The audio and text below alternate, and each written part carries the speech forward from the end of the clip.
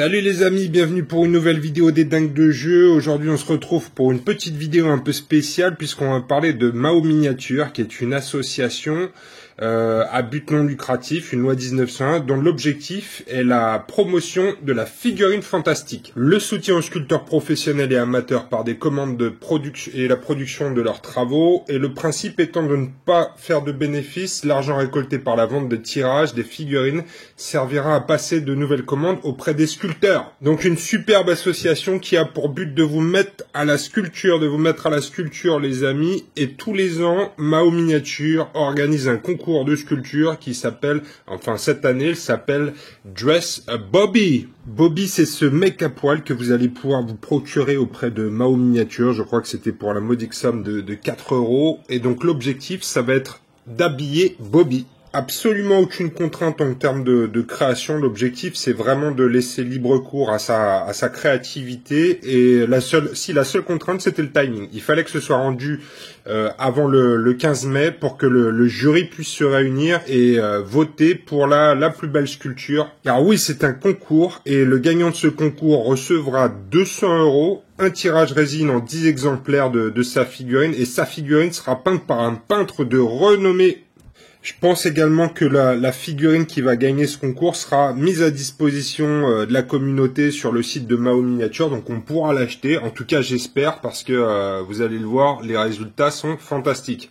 Alors pourquoi est-ce que je vous parle de ce projet? C'est parce qu'un jour j'ai reçu dans ma boîte aux lettres le fameux Bobby avec un petit message sympathique de Mathieu, aussi connu sous le nom de Matou dans la communauté, un mec adorable. Donc Matou m'a challengé sur le Bobby. Vas-y, toi aussi, habille ton Bobby. Alors pour moi c'est la première fois, hein, c'est ma première sculpture, donc le premier réflexe a été d'aller voir un professionnel pour essayer de récolter les meilleures astuces pour pouvoir habiller mon Bobby.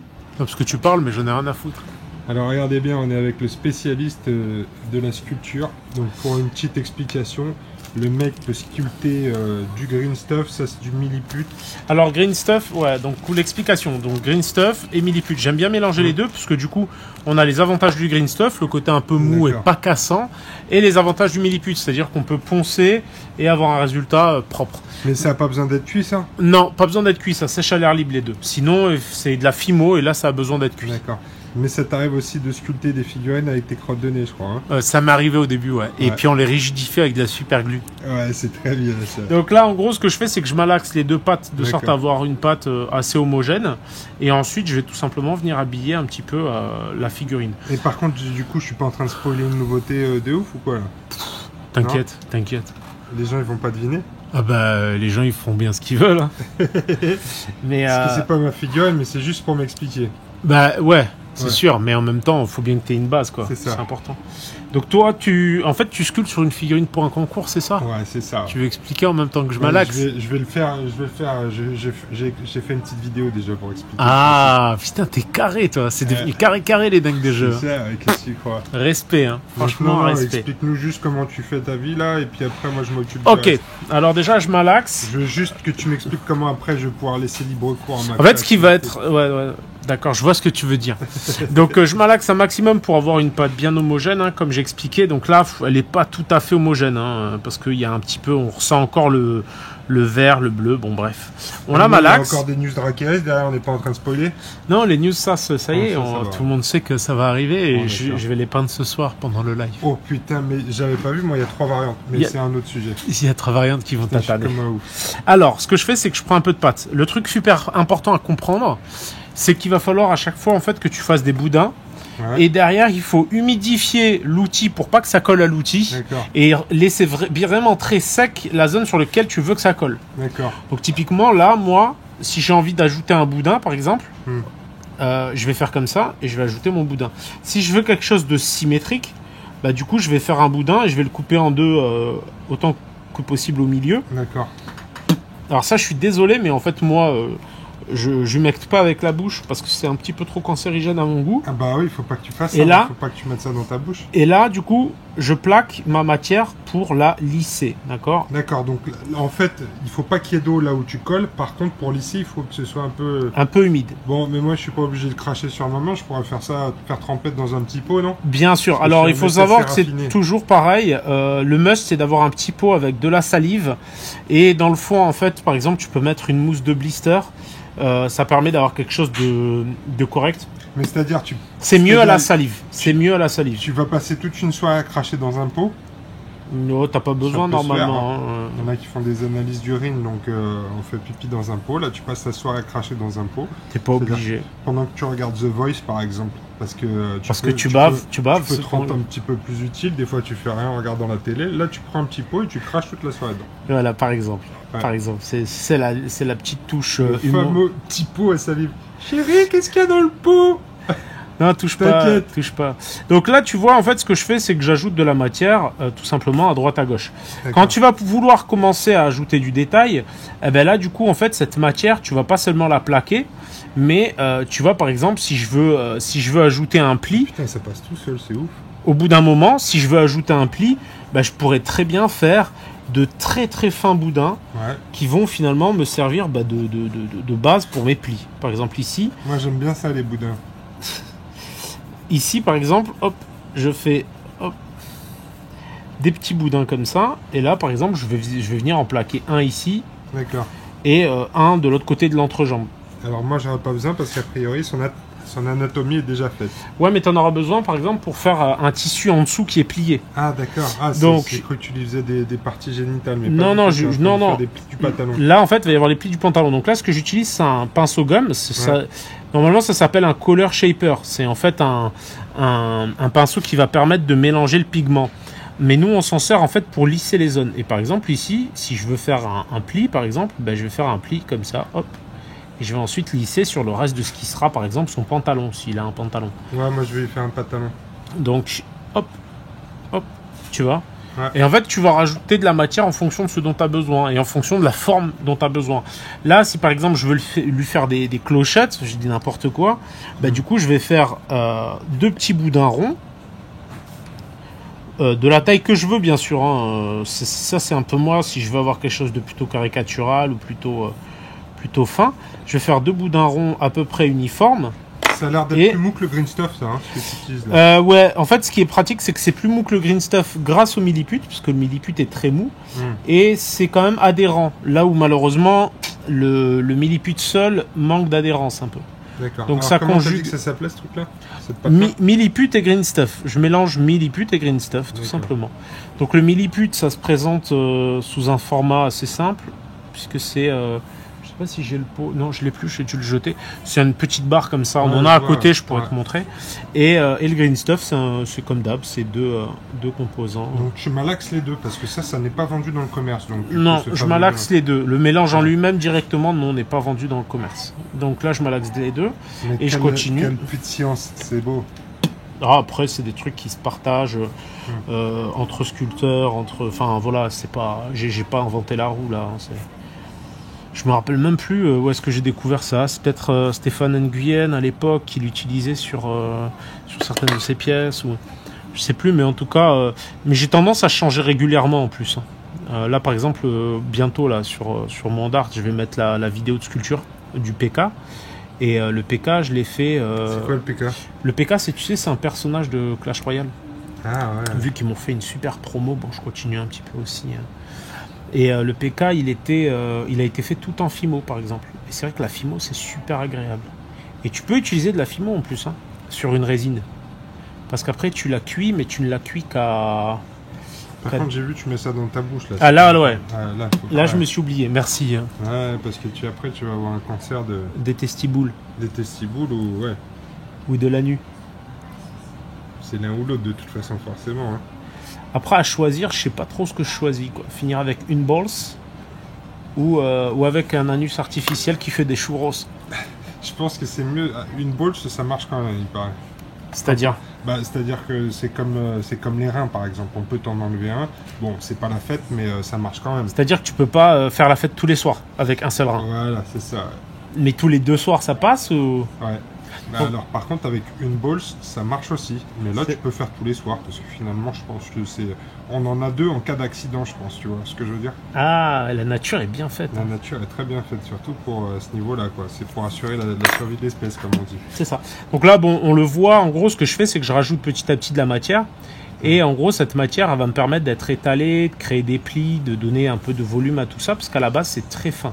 Et fin comme ça, de toute façon, bon, là, ça nous intéresse pas, mais ce serait pas, on pourrait pas le mouler. Si ouais, c'est pas, ouais, d'accord.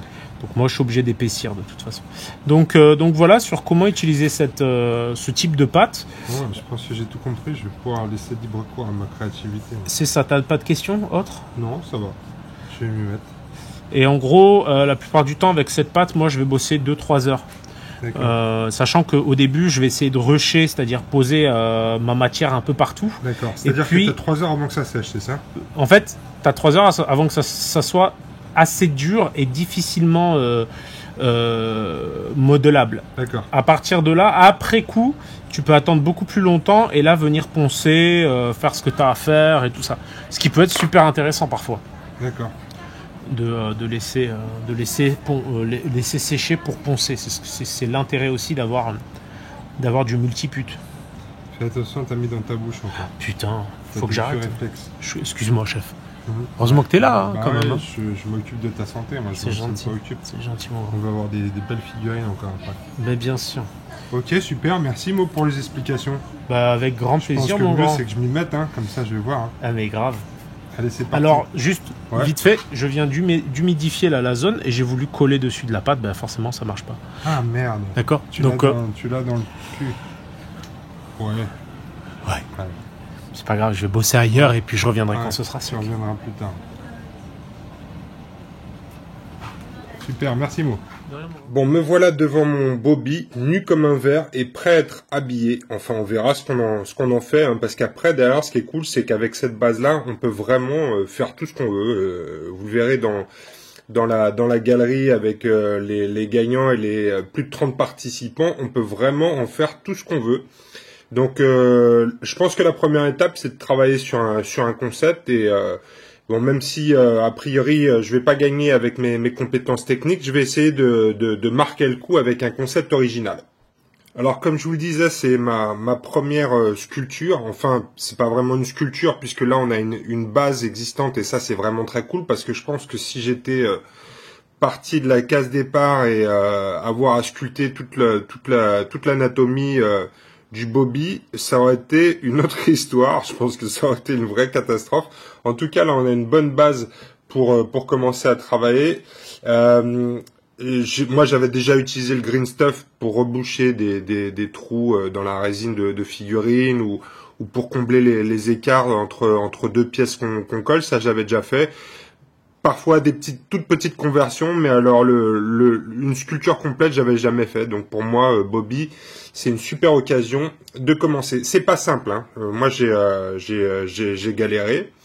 Enfin, les techniques, elles sont simples, mais je pense que pour avoir un résultat propre, c'est beaucoup plus compliqué que ça. Donc ça demande quand même pas mal d'entraînement. Vous le voyez, je suis en train de sculpter des chaussures qui ressemblent plutôt à des pantoufles ou des charentaises pour l'instant. Je lui ai aussi fait un petit Marcel. Alors vous le voyez, ce qui est aussi difficile, c'est que pendant on sculpte une partie, souvent quand la partie précédente est pas sèche ou qu'on n'a pas fixé tout ça sur un support, eh ben on détruit la précédente. Donc les pantoufles charentaises se sont transformées en vieilles chaussettes. Alors dans ce concours, on peut laisser libre cours à sa créativité. Il n'y avait pas de limite en termes de sculpture, donc je me suis dit que j'allais respecter le travail de l'artiste et laisser visibles les parties génitales de Bobby et sculpter une petite scénette pour en faire un thème un peu original. On va appeler ça le Bobby bourré.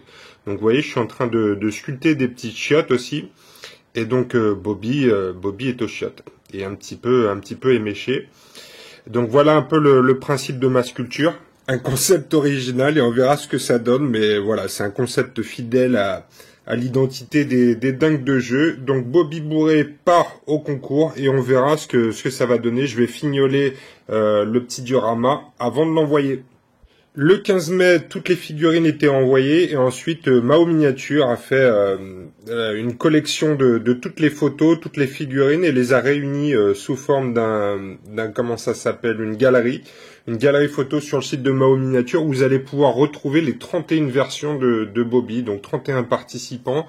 Vous pouvez toutes les voir, les figurines sont toutes disponibles sur le site, donc je vous mettrai en bas le lien dans les commentaires pour que vous puissiez aller voir les 31 sculptures. On va en regarder quelques-unes ensemble, en commençant bien évidemment par les gagnants de ce concours.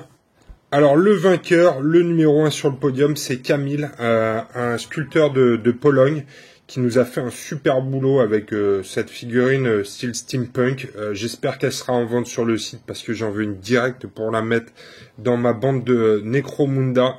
Donc un super boulot, vous allez voir, le style est vraiment différent sur tous les participants. Et il faut noter aussi que c'est un concours assez international puisqu'il y a des sculpteurs de toutes les origines.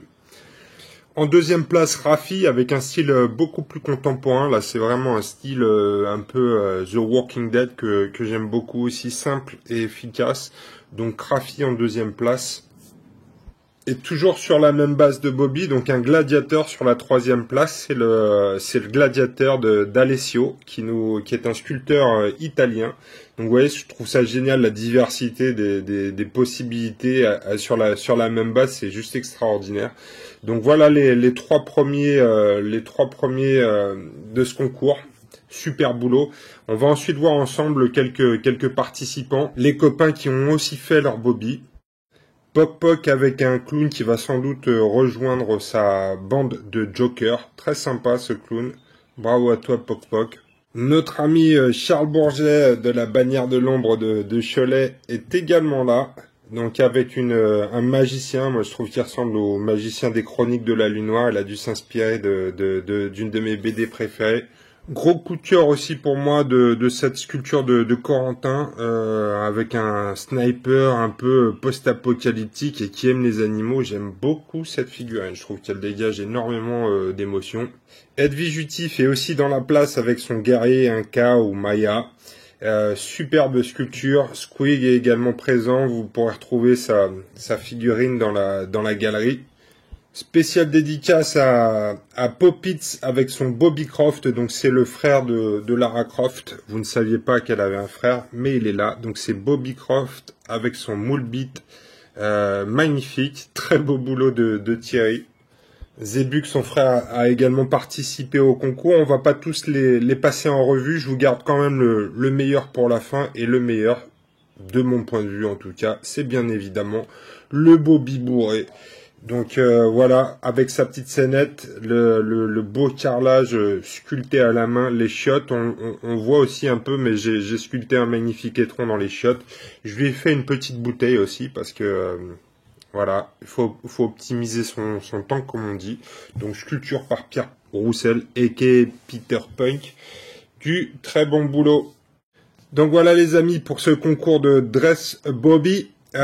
Passez faire un tour sur le site de Mao Miniature, c'est du super boulot et soyez vigilants pour l'année prochaine. Participez vous aussi à ce concours. J'ai passé un très bon moment à essayer de sculpter ce Bobby. C'était une première pour moi et je pense que je vais continuer. Je vais aller plus loin, je pense, sur les conversions de mes figurines dans l'avenir grâce à ce bon moment et j'aurais pas eu l'occasion de le faire sans Mao Miniature. Donc merci Mao, merci Matou, et on se retrouve l'année prochaine pour le prochain concours, c'est moi qui va gagner.